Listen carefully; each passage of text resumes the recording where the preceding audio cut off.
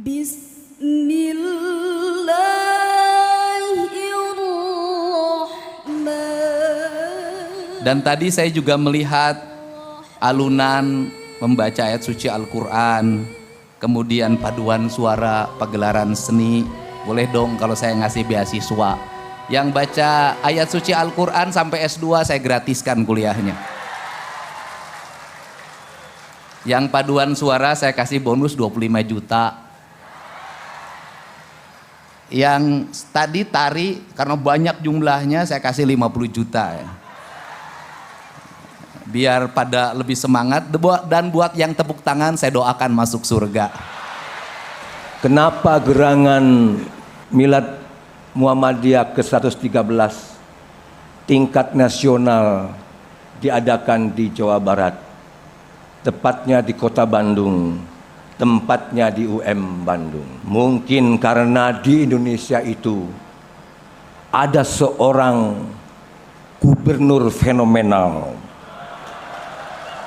gubernur tangguh, tahan banting,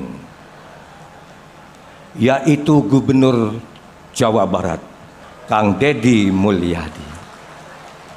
Salam kenal Kang Deddy. Abdi ningali di TikTok bungkul. Hapunte. Marilah kita simak sambutan oleh Gubernur Jawa Barat kepada Bapak Deddy Mulyadi SHMM.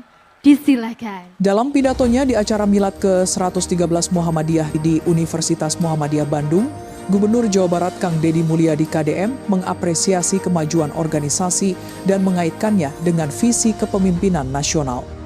Menurut KDM, ketika Presiden Prabowo berbicara tentang digitalisasi pendidikan dan pembelajaran, sesungguhnya Muhammadiyah telah lama mempraktikkannya dengan menunjukkan dua kekuatan utama, yakni moralitas yang menjunjung tinggi kejujuran dan keadilan, serta sistem manajerial yang modern dan profesional. Deddy Mulyadi memuji kontribusi besar Muhammadiyah dalam memajukan bangsa melalui ribuan sekolah dan rumah sakit yang secara efektif telah mengambil sebagian peran negara dalam mencerdaskan dan menyehatkan masyarakat. Sebagai bentuk terima kasih pribadinya mengingat Universitas Muhammadiyah adalah yang pertama mengundangnya sebelum menjabat sebagai gubernur, ia memberikan 40 beasiswa S1 gratis bagi keluarga besar Muhammadiyah yang akan ditanggung olehnya sebagai gubernur Jawa Barat.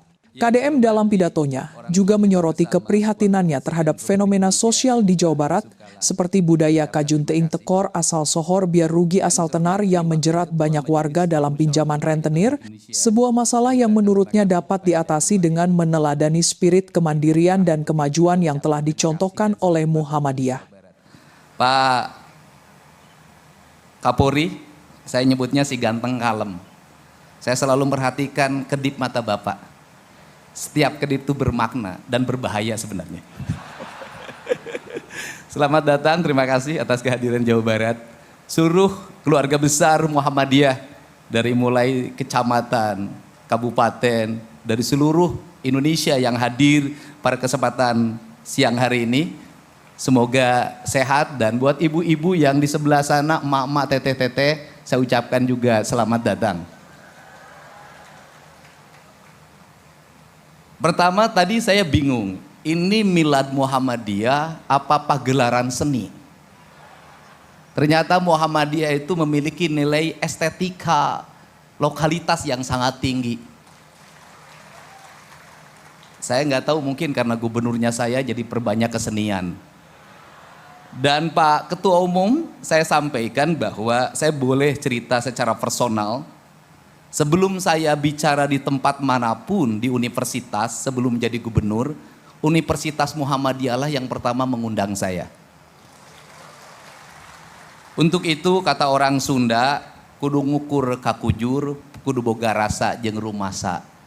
Maka saya di 2026 nanti saya akan berikan 40 beasiswa S1 gratis bagi keluarga besar Muhammadiyah dan biayanya ditanggung oleh Gubernur Jawa Barat. Dan tadi saya juga melihat alunan membaca ayat suci Al-Quran, kemudian paduan suara pagelaran seni. Boleh dong kalau saya ngasih beasiswa. Yang baca ayat suci Al-Quran sampai S2 saya gratiskan kuliahnya. Yang paduan suara saya kasih bonus 25 juta. Yang tadi tari karena banyak jumlahnya saya kasih 50 juta ya. Biar pada lebih semangat, dan buat yang tepuk tangan saya doakan masuk surga.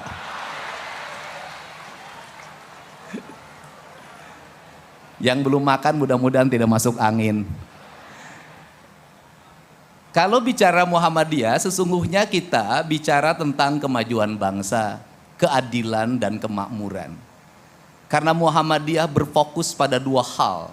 Satu, peningkatan kualitas pendidikan rakyat yang ditandai dengan banyaknya rumah sakit yang berikan layanan pada seluruh masyarakat. Yang kedua, banyaknya lembaga pendidikan yang bertujuan untuk mencerdaskan kehidupan rakyat. Maka sesungguhnya, ini ada Menteri Pendidikan Dasar dan Menengah, ini bestie saya urusan pendidikan. Maka sesungguhnya Muhammadiyah sudah mengambil peran dari negara untuk mendorong agar negara memiliki beban yang ringan dalam menyelesaikan problematika bangsa. Sehingga kalau Pak Prabowo menyampaikan tentang digitalisasi pendidikan, digitalisasi pembelajaran, sesungguhnya Muhammadiyah sedang memperlihatkan dua hal. Yang pertama adalah kekuatan moralitas yang menjunjung tinggi kejujuran, kebenaran, dan keadilan merupakan sendi utama dalam membangun insan kebangsaan, dan itu barangkali Muhammadiyah memperlihatkan dari sikap mental para tokohnya yang senantiasa jujur ketika memimpin, bersahaja dalam bersikap, dan senantiasa memberikan tauladan di tengah-tengah masyarakat. Dan tidak pernah gaduh dalam perdebatan-perdebatan yang bersifat khilafiyah, lebih menekankan pada aspek-aspek yang bersifat ekonomi, kerakyatan, dan kebangsaan.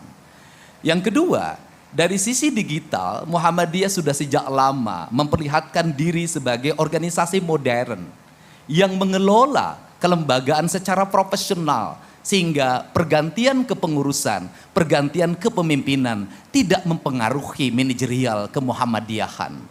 Dua hal itu, kemapanan ini sesungguhnya pembelajaran kita sebagai para politisi dan penyelenggara negara agar menyelenggarakan pembangunan tidak tergantung pada siapa yang memimpin.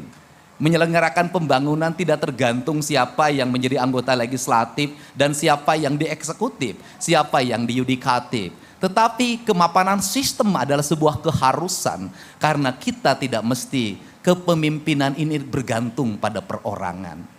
Sistem yang sudah diwariskan oleh Muhammadiyah ini semestinya menjadi bahan dasar bagi kita para politisi untuk mewariskan sistem politik yang baik bagi regenerasi kepemimpinan, bagi iklim pembangunan, dan bagi iklim investasi. Untuk itu, di ulang tahun yang diselenggarakan pada saat ini dalam bahasa Indonesia, dalam bahasa Muhammadiyahnya milad, dalam bahasa Sundanya milang kala. Milang artinya menghitung, kala artinya waktu. Dan kebetulan presiden yang jadi wakil presidennya 2 kali adalah Pak Yusuf Kalla. Karena Pak Yusuf Kalla ini orang yang pandai berhitung waktu, kapan dia terbit dan kapan harus diam. Itulah Pak Yusuf Kalla. Saya berani ke Pak Yusuf Kalla karena senior HMI, jadi bolehlah. Karena kalau Pak Yusuf Kalla bertemu dengan orang, pasti 2 hal yang menjadi identitas yang ditanya. Yang pertama adalah HMI atau bukan, yang kedua Makassar atau bukan. Tepuk tangan ya. Kalau bertemu selalu ditanya 2. 1, orang mana? 2, apa statusnya? Statusnya itu gadis apa janda gitu maksudnya. Untuk itu pada saat ini saya mengucapkan selamat milad, selamat milang kala, dan selamat ulang tahun.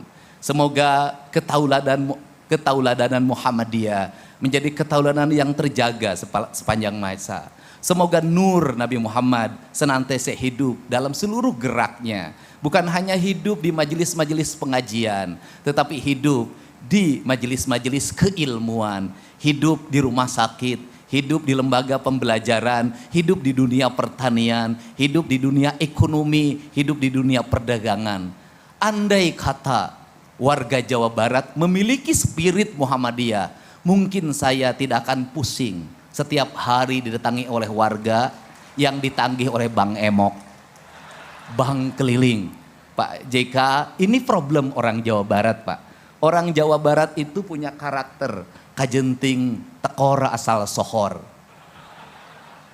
Hajat habis 30 juta, 40 juta, 50 juta. Tapi pinjam dari Bang Keliling yang rentennya 10%. Dan ini sangat kuat. Sehingga berbagai kebijakan saya yang dilakukan saat ini sesungguhnya adalah upaya untuk menekan agar rakyat Jawa Barat tidak terjebak dalam pinjaman-pinjaman rentenir.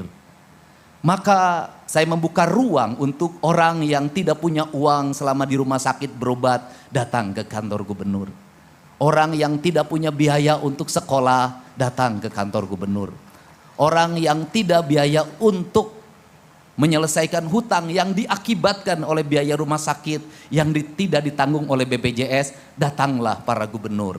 Kenapa itu dilakukan? Karena saya menyadari andai kata mereka tidak datang pada saya, pada gubernur, pada kantor-kantor wilayah yang melayaninya, mereka akan jatuh ke tangan rentenir.